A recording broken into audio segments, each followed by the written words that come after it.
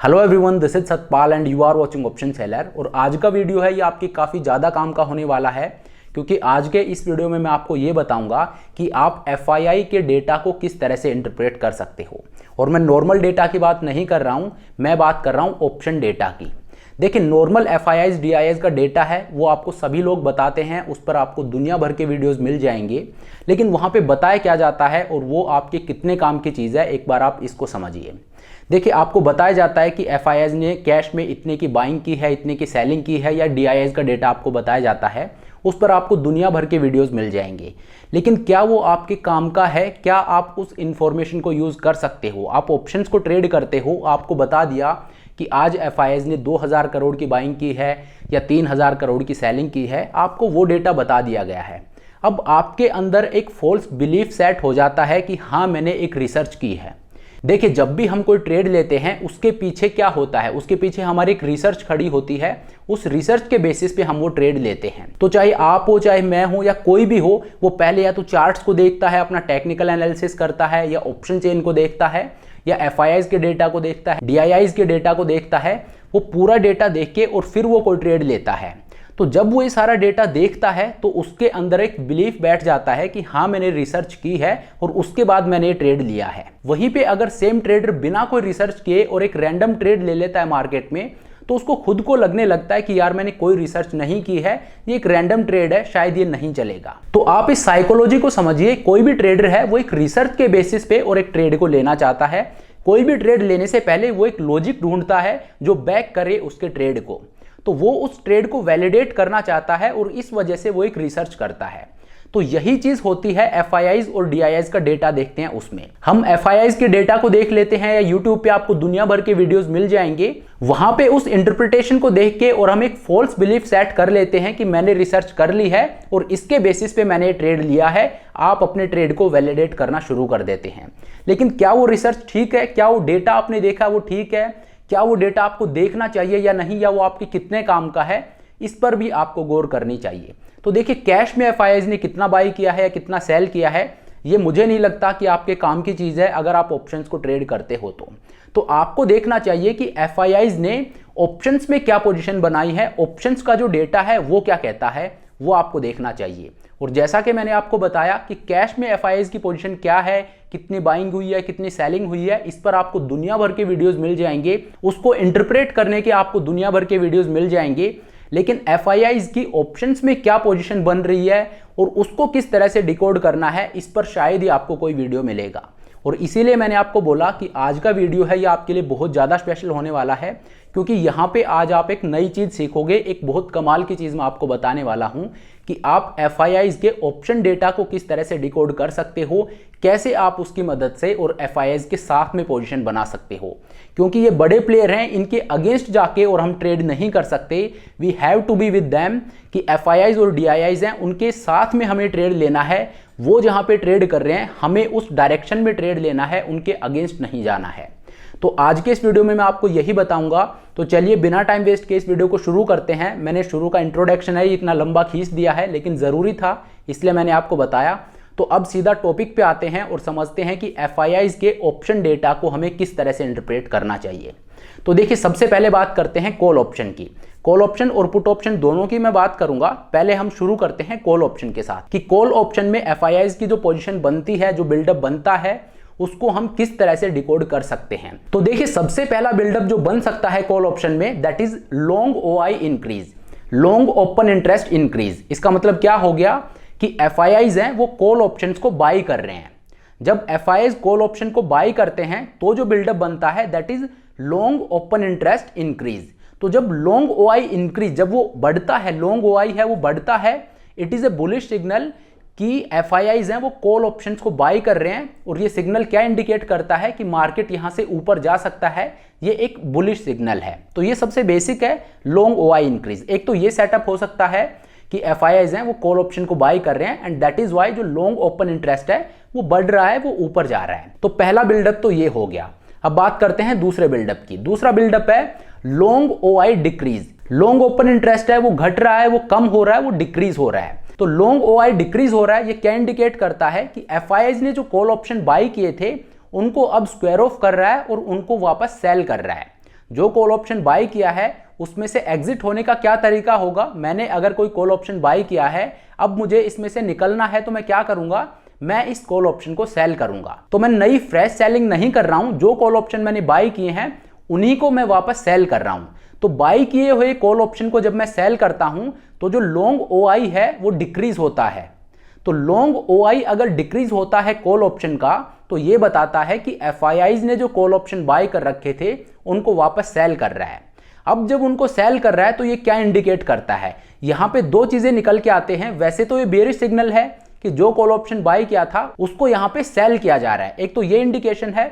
लेकिन इसका एक दूसरा इंडिकेशन और निकल के आता है, और वो क्या है कि यहां पे प्रॉफिट बुकिंग हो रही है, कि जो कॉल ऑप्शन बाय किए जा रहे थे अब उनमें से एग्जिट लिया जा रहा है। दैट मींस यहां पे प्रॉफिट बुकिंग हो रही है। और ये क्या बताता है कि ये वो मार्केट है जहां पे डिप्स पे बाय किया जा सकता है, कि यहां पे मार्केट अगर थोड़ा सा गिरता है तो ये एक अपॉर्चुनिटी है। It is a buying on dips market. जब मार्केट थोड़ा सा गिरे तो वहां पे अब हमें बाय करना चाहिए। तो दूसरा बिल्डअप है, ये है long OI decrease, long open interest decrease होता है। ये हमें ये बताता है कि FIIs ने जो कॉल ऑप्शन बाय किए हैं उनको अब वो वापस सेल कर रहा है। और ये क्या इंडिकेट करता है कि प्रॉफिट बुकिंग यहां पे हो रही है, और ये वो मार्केट है जहां पे डिप्स को बाय करना चाहिए। मार्केट में जो फॉल आता है छोटा सा, उसको बाय करना चाहिए, क्योंकि मार्केट वापस ऊपर जाएगा। तो दूसरा कॉल ऑप्शन का बिल्डअप ये है, ये आपको याद रखना है। अब बात करते हैं तीसरे बिल्डअप की, और तीसरा बिल्डअप है short OI increase. Short OI increase का मतलब क्या हो गया कि FIIs हैं वो कॉल ऑप्शंस को शॉर्ट सेल कर रहे हैं। शॉर्ट सेल करने का मतलब क्या हो गया, देखिए पिछले पॉइंट पे मैंने आपको क्या बताया था कि एक होता है कॉल ऑप्शन मैंने बाय कर लिया और अब मैं उसको स्क्वायर ऑफ कर रहा हूं। तो जो कॉल ऑप्शन मैंने बाय किया है उसको स्क्वायर ऑफ करने के लिए क्या करूंगा, मैं उस कॉल ऑप्शन को सेल करूंगा। तो कॉल ऑप्शन को सेल तो मैं यहां पे भी कर रहा हूं, लेकिन मैंने ऑलरेडी बाय कर रखा था। बाय किए हुए ऑप्शन को जब मैं सेल करता हूं तो वो नॉर्मल मैंने अपनी पोजीशन को स्क्वायर ऑफ किया है। लेकिन जब मैं एक फ्रेश ऑप्शन को सेल करता हूं, जब मैं एक फ्रेश कॉल ऑप्शन को सेल करूंगा, that is known as short selling. It could be call option और पुट ऑप्शन। जब मैं फ्रेश ऑप्शन को सेल करता हूं तो उसको शॉर्ट सेलिंग बोलते हैं। तो लॉन्ग OI डिक्रीज का मतलब क्या है कि FIIs कॉल ऑप्शन को शॉर्ट सेल कर रहे हैं, मतलब FIIs कॉल ऑप्शन को बेच रहे हैं। और ये क्या इंडिकेट करता है, ये इंडिकेट करता है कि मार्केट बीरिश रहने वाला है, मार्केट नीचे गिर सकता है। तो तीसरा बिल्डअप क्या है, ये इंडिकेट करता है कि कॉल ऑप्शन की शॉर्ट सेलिंग हो रही है और यहां मार्केट बेरिश हो सकता है। तो ये तीसरा बिल्डअप है कॉल ऑप्शन का। अब बात करते हैं चौथे बिल्डअप की, और चौथा बिल्डअप है शॉर्ट OI डिक्रीज, कि शॉर्ट ओपन इंटरेस्ट है वो डिक्रीज हो रहा है, वो कम हो रहा है। शॉर्ट OI डिक्रीज का मतलब क्या हो गया, short open interest decrease. That means FIIs ने जो कॉल ऑप्शन सेल किए थे उनको अब वो बाय बैक कर रहे हैं। मतलब कॉल ऑप्शन जो उन्होंने शॉर्ट सेल किए थे, पिछले पॉइंट में मैंने आपको क्या बताया, शॉर्ट OI इंक्रीज में क्या था कि उन्होंने कॉल ऑप्शन की शॉर्ट सेलिंग की है, इस वजह से जो शॉर्ट ओपन इंटरेस्ट है वो ऊपर गया। अब चौथे पॉइंट में क्या है, चौथा बिल्डअप है, ये हमें ये बता रहा है शॉर्ट ओपन इंटरेस्ट डिक्रीज। तो शॉर्ट ओपन इंटरेस्ट है कब डिक्रीज होगा, जब शॉर्ट सेल किए हुए कॉल ऑप्शन है उनको FIIs वापस बाय करते हैं। और जब FIIs बेचे हुए कॉल ऑप्शन को वापस बाय करते हैं तो ये क्या इंडिकेट करता है कि मार्केट यहां से बुलिश रह सकते हैं। तो चौथा बिल्डअप है, ये हमें ये बताता है कि मार्केट यहां से बुलिश हो सकते हैं, मार्केट विल बी बुलिश। तो ये चार बिल्डअप हैं जो कॉल ऑप्शन में हो सकते हैं। ये डेटा आप देखिए, ये डेटा आपके काम का है। आपको नॉर्मल ये नहीं देखना है कि FIIs ने कैश में कितना बाय किया है या कैश में कितना सेल किया है। आपको ये देखना है कि ऑप्शंस में उनकी पोजीशन किस तरह से बन रही है और उसके अकॉर्डिंग आपको अपनी पोजीशन बनानी है। तो ये चार बिल्डअप है कॉल ऑप्शन के। पहला बिल्डअप क्या था, लॉन्ग ओपन इंटरेस्ट इंक्रीज, कि लॉन्ग ओपन इंटरेस्ट इंक्रीज कब होता है और वो क्या इंप्लाई करता है। दूसरा बिल्डअप क्या था, लॉन्ग OI डिक्रीज, कि लॉन्ग OI डिक्रीज कब होता है और वो क्या इंप्लाई करता है। तीसरा बिल्डअप क्या था, शॉर्ट OI इंक्रीज, कि शॉर्ट ओपन इंटरेस्ट कब इंक्रीज होता है और वो क्या इंप्लाई करता है। और चौथा बिल्डअप क्या था, शॉर्ट OI डिक्रीज, कि शॉर्ट ओपन इंटरेस्ट डिक्रीज कब होता है और उसका मतलब क्या होता है। तो कॉल ऑप्शन में ये चार बिल्डअप होते हैं, ये आप देखिए FIIs के डेटा में। अब बात करते हैं पुट ऑप्शन की। तो पुट ऑप्शन में भी चार बिल्डअप होते हैं। पहला है long OI increase, then long OI decrease, then short OI increase and then short OI decrease.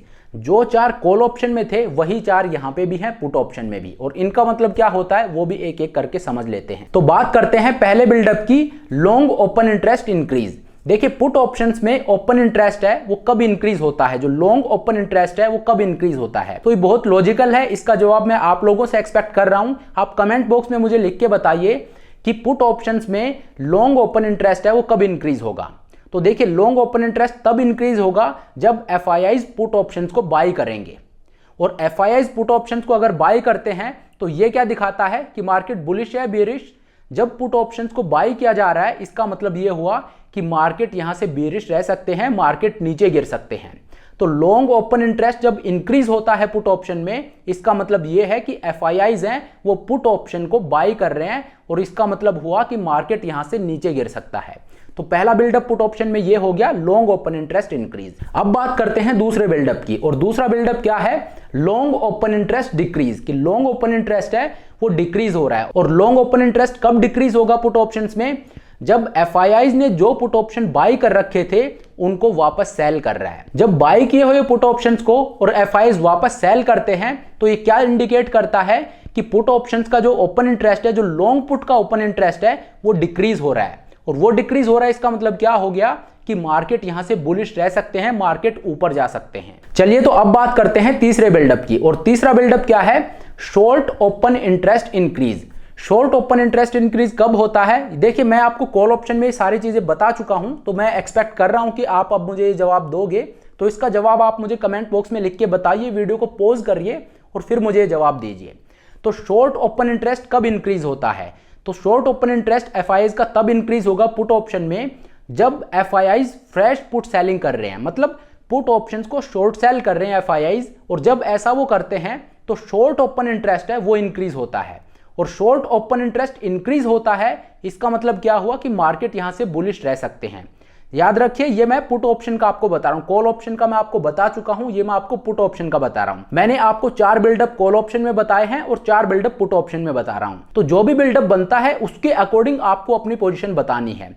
तो short open interest put option का कब इंक्रीज होगा, जब एफआईआईज पुट ऑप्शन को शॉर्ट सेल करेंगे, फ्रेश सेलिंग करेंगे वो पुट ऑप्शंस की, उस टाइम पे जो पुट ऑप्शन का ओपन इंटरेस्ट है वो इंक्रीज होगा, तो शॉर्ट ओआई है वो इंक्रीज होगा। और जब शॉर्ट ओआई इंक्रीज होगा दैट मींस कि मार्केट बुलिश रह सकते हैं। तो ये हो गया तीसरा बिल्डअप। अब बात करते हैं चौथे बिल्डअप की, और चौथा बिल्डअप है शॉर्ट ओपन इंटरेस्ट डिक्रीज। कि शॉर्ट ओपन इंटरेस्ट है वो डिक्रीज कब होगा, तो शॉर्ट ओपन इंटरेस्ट डिक्रीज तब होगा जब एफआईआईज ने जो पुट ऑप्शन सेल कर रखे हैं उनको वापस बाय कर रहा है। मतलब एफआईआईज ने पुट ऑप्शन सेल किए थे, शॉर्ट सेल किए थे, जो अभी मैंने ऊपर आपको बिल्डअप बताया उसमें एफआईआईज ने पुट ऑप्शन को शॉर्ट सेल किया था। तो वहां पे क्या हुआ था, जब पुट ऑप्शन को शॉर्ट सेल किया था तो शॉर्ट ओपन इंटरेस्ट है वो इंक्रीज हुआ था। लेकिन अब चौथे बिल्डअप में क्या हो रहा है, शॉर्ट ओपन इंटरेस्ट है वो डिक्रीज हो रहा है। और वो डिक्रीज कैसे हो रहा है, एफआईआईज ने जो शॉर्ट सेल किए थे ऑप्शन, जो पुट ऑप्शन उन्होंने सेल किए थे, उनको अब वो वापस बाय कर रहे हैं। और उनको वो वापस बाय कर रहे हैं, ये क्या इंडिकेट करता है कि मार्केट यहां से बेरिश रह सकते हैं, मार्केट नीचे गिर सकते हैं। चलिए तो ये 4 सेटअप हैं जो मैंने आपको बताए, कॉल ऑप्शन में भी मैंने आपको बताए, पुट ऑप्शन में भी मैंने आपको बताए। और ये 4 बिल्डअप क्या है मैं एक बार फिर से रिपीट कर देता हूं। पहला बिल्डअप है लॉन्ग ओपन इंटरेस्ट इंक्रीज, कि लॉन्ग ओपन इंटरेस्ट है वो इंक्रीज हो। दूसरा बिल्डअप क्या है, लॉन्ग ओपन इंटरेस्ट है वो डिक्रीज हो। और तीसरा बिल्डअप क्या है, शॉर्ट ओपन इंटरेस्ट है वो इंक्रीज हो। और चौथा बिल्डअप क्या है, शॉर्ट ओपन इंटरेस्ट है वो डिक्रीज हो। ये 4 बिल्डअप हैं और ये चारों मैंने आपको बताए, चारों क्या इंडिकेट करते हैं, कैसे आप इनको इंटरप्रेट कर सकते हो वो मैंने आपको बताया। तो कॉल ऑप्शन का डेटा आपको देखना है, पुट ऑप्शन का डेटा आपको देखना है, और इस तरह से आपको उनको इंटरप्रेट करना है। देखिए अगर आप कैश में देखोगे, जिसके आपको दुनिया भर के वीडियोस मिलेंगे, जिसका डेटा आपको हर शाम को लोग इंटरप्रेट करते हुए मिल जाएंगे, अगर आप उसको देखते हो तो आपके अंदर एक फॉल्स बिलीफ तो बैठ जाएगा कि हाँ मैं ये डेटा देख रहा हूं और मैंने एक रिसर्च कर ली है, इसके बेसिस पे अब मैं ट्रेड ले रहा हूं। लेकिन वो एक फॉल्स बिलीफ है और वो आपके काम आने वाली चीज नहीं है। लेकिन जो चीज मैंने आपको बताई है, क्योंकि हम ऑप्शन ट्रेडिंग करते हैं, तो ये एक सही तरीका है एफआईआईज के डेटा को देखने का। कैश का डेटा है वो हमारे काम का नहीं है। एफआईआईज की ऑप्शंस में क्या पोजीशन बन रही है वो आप चेक कीजिए, और जब आप ये चेक करोगे तो आपको पता होगा कि एफआईआईज की पोजीशन कहां पे बन रही है और उसके अकॉर्डिंग आप ट्रेड ले पाओगे। तो इस चीज के चांसेस कम हो जाते हैं कि आप एफआईआई के अगेंस्ट बैठे हो या उनके अगेंस्ट आप काउंटर पोजीशन बना के बैठे हो। और एक बात आपको हमेशा याद रखनी है, ऑप्शंस में आपको कभी भी एफआईआई के अगेंस्ट पोजीशन नहीं बनानी है। अगर आप ऑप्शंस को ट्रेड करते हो तो इस चीज का ध्यान आप हमेशा रखिए कि आपकी पोजीशन एफआईआई के अगेंस्ट ना हो, क्योंकि एफआईआई के अगेंस्ट अगर आप बैठे हो तो आप उनसे कंपीट नहीं कर सकते। उनकी डीप पॉकेट्स हैं, आप उनके साथ कंपीट करके पैसा यहां पे नहीं बना सकते। तो आपको एफआईआई के साथ में ट्रेड करना है, ना कि उनके अगेंस्ट आपको बैठना है। तो चलिए, ये एक इंटेंसिव रिसर्च है जो मैं इस टॉपिक पे कर रहा था और उसका एक छोटा सा पार्ट है जो मैंने आपके साथ शेयर किया। तो अब आज के इस वीडियो को यहीं पे खत्म करते हैं। Thank you so much for watching the video. I hope ये वीडियो आपको पसंद आया होगा, आज आपने कुछ नया सीखा होगा। अगर वीडियो अच्छा लगा तो मेक श्योर आप वीडियो को लाइक करें, चैनल को सब्सक्राइब करें। This is Satpal signing off.